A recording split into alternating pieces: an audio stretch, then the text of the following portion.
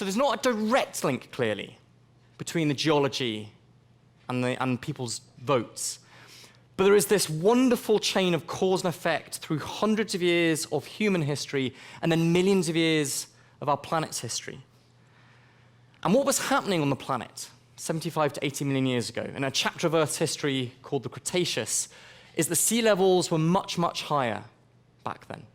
The ocean lapped right up through the middle of North America in a great interior sea and laid down what was essentially thick deposits of seafloor mud, which became compacted down, buried by more recent strata of rocks, and then eroded away again and exposed along this particular arc in the southern states. To the north, the rocks are older. To the south, they're younger. These are the Cretaceous-age rocks. And when that rock erodes to create soil, it gives you a very rich, fertile, dark soil. And it's realized in the early 1800s that that soil is phenomenally productive at growing cash crops like cotton, which, as we've already mentioned, unfortunately in this period of history, meant slave labor.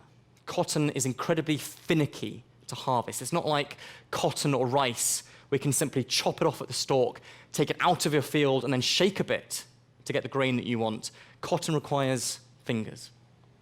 And even today, after hundreds of years after the Civil War and emancipation and freedom from slavery and the civil rights movement, even today it's that Cretaceous band of rocks that has the highest density of black African Americans living there today. People that unfortunately still suffer, still blighted with social economic problems of poor wages, poor healthcare, poor social structures, people that are therefore more likely to vote for Democrat election promises rather than Republican.